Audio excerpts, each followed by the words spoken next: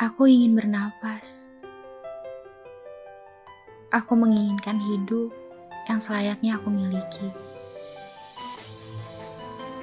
Aku hanya dimanfaatkan untuk kepentingannya saja. Para petinggi itu telah membuatku hancur dan merampas yang bukan miliknya. Hutan merupakan suatu kawasan yang ditumbuhi dengan lebat oleh berbagai macam tumbuhan dan pepohonan lainnya. Terdapat berbagai macam spesies pepohonan dan tumbuhan yang hidup di dalam hutan. Tidak hanya tumbuhan, berbagai kehidupan serta tempat hidup bagi hewan, sehingga membentuk suatu ekosistem hutan. Terdapat berbagai macam fakta yang tentunya harus diketahui mengenai hutan. Antara lain yaitu menyimpan sejumlah obat-obatan penting, mengurangi peluang bencana alam, menyimpan makanan bergizi, rumah dari seluruh makhluk hidup, membantu mengurangi polusi suara, pendinginan udara alami, dan kesehatan mental. Kebakaran hutan merupakan kasus yang sering terjadi di Indonesia maupun di dunia, seperti kasus kebakaran hutan di Australia yang menyebabkan duka bagi seluruh orang di dunia. Mother Nature is doing to us. But this would definitely be the worst fire season that I've seen and most of my colleagues would have ever seen. Kebakaran tersebut telah merenggut ribuan rumah, jutaan hektar lahan pertanian, dan hutan habitat hewan asli Australia hangus terbakar. Dan menewaskan sekiranya 25 orang, serta ratusan juta hewan di hutan tersebut. At least 7 people were killed, nearly 200 homes destroyed, and the danger isn't over yet. Explosive conditions are expected this weekend, and people on the south coast are being urged to get out. But as Heather Yorix West reports, some communities are completely boxed in by fire. Negara yang terkena dampak paling parah dari kebakaran hutan tersebut ialah New South Wales, karena hampir 5 juta hektar hutan yang hangus terbakar dan lebih dari 1.300 rumah penduduk hancur.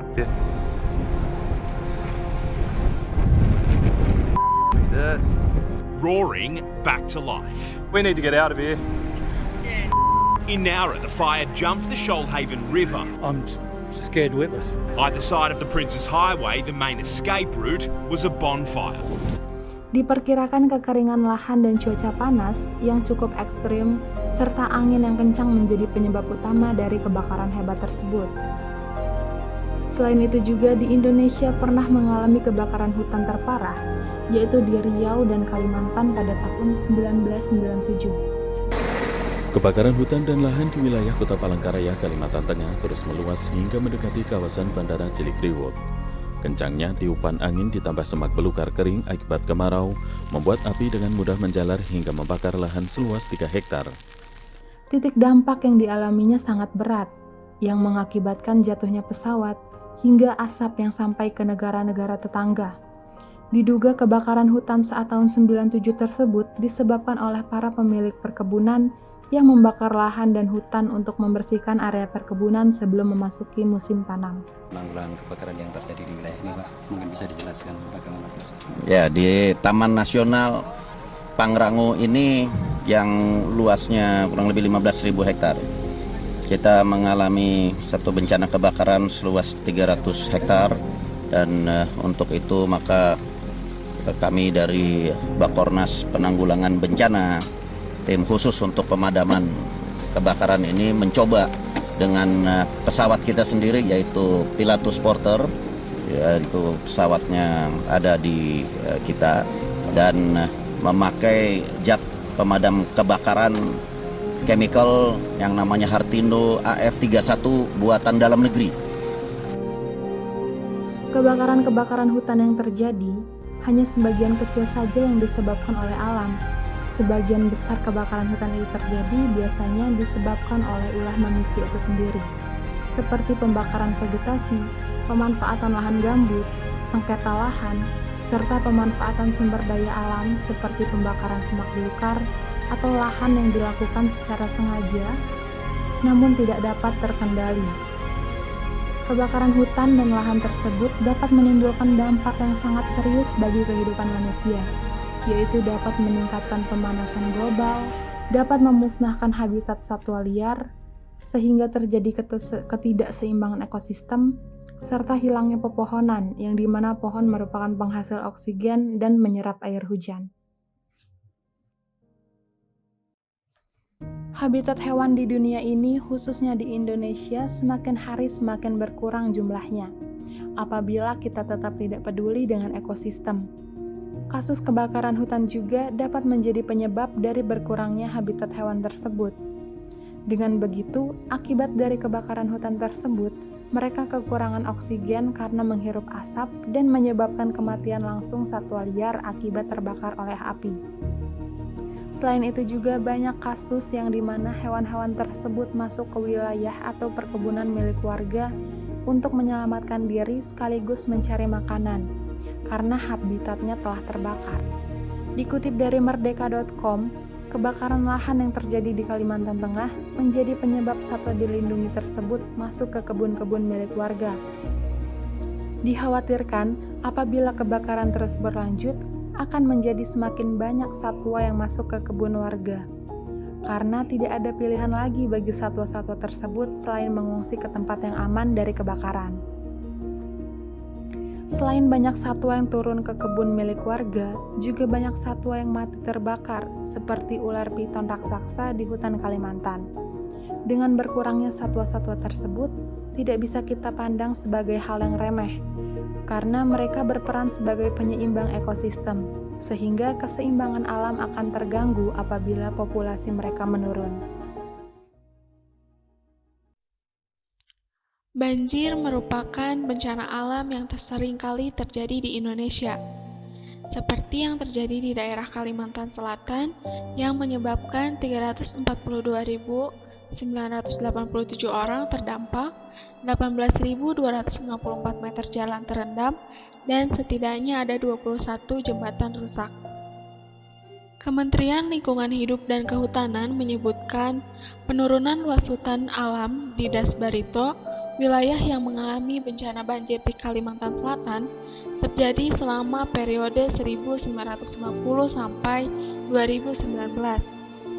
Penurunan terbesar terjadi pada tahun 1990 sampai tahun 2000 sebanyak 55,5%. Sebelumnya, Tim Tanggap Darurat Bencana di Lembaga Penerbangan dan Antariksa Nasional atau LAPAN mengatakan penyebab terjadinya banjir terbesar di Kalimantan Selatan itu adalah berkurangnya hutan primer dan sekunder yang terjadi dalam rentang 10 tahun terakhir. Penyebab lainnya itu diduga terjadi karena adanya anomali cuaca dan curah hujan yang ekstrim.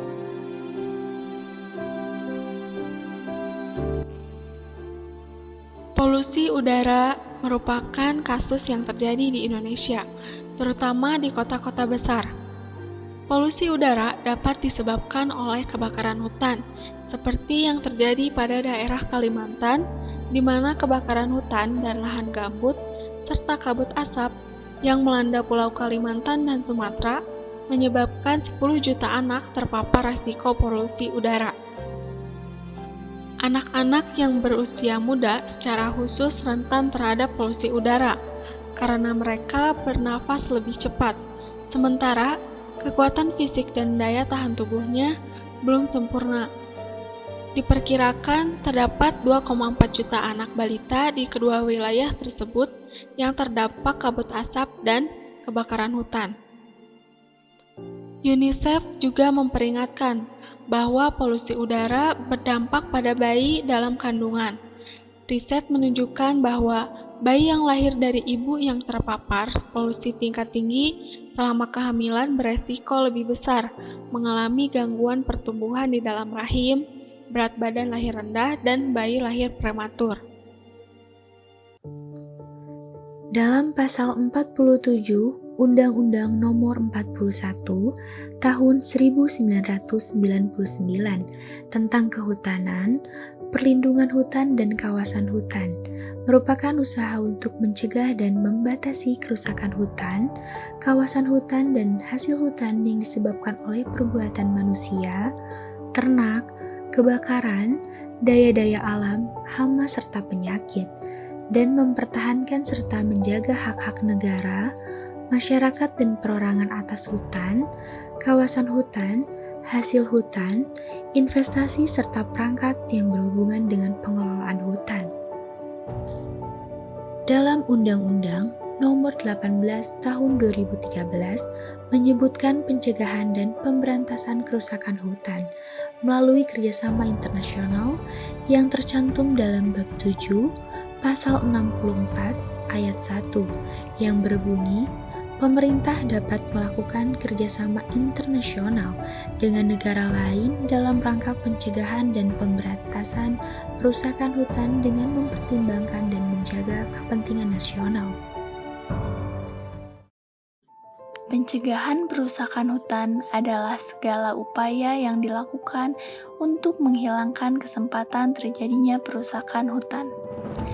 Langkah pertama yang harus dilakukan oleh pemerintah sebagai penentu kebijakan harus segera melakukan pemulihan dengan mengajak seluruh lapisan masyarakat secara serentak mengadakan reboisasi hutan dalam rangka penghijauan kembali sehingga 10-15 tahun ke depan kondisi hutan Indonesia kembali seperti sedia kala. Langkah kedua, pemerintah harus mengikut sertakan masyarakat berupa upaya pengembangan ilmu pengetahuan dan teknologi, pendidikan dan latihan serta rekayasa kehutanan. Langkah ketiga, melakukan pencegahan berupa penyuluhan kepada masyarakat pentingnya menjaga hutan dan dibantu oleh Polhut. Langkah terakhir, adanya kesiapsiagaan yang berlangsung 24 jam terhadap penjagaan kelestarian hutan ini. Kerusakan hutan ini menimbulkan dampak yang sangat besar bagi kehidupan manusia. Oleh karena itu, sudah menjadi tanggung jawab kita semua untuk menjaga kelestarian hutan. Untuk kita yang masih berpijak di atas bumi ini, mari kita jaga bersama kelestarian alam demi masa depan yang lebih bersahabat. Jangan lupa, tanggal 22 April teman-teman, mari kita rayakan Hari Bumi dengan saling mengingatkan diri akan pentingnya berpikir tentang alam bahwa ancaman kehancuran bumi tidak dapat diprediksi kedatangannya. Forests are the world's air conditioning system, the lungs of the planet, and we are on the verge of switching it off. Prince Charles.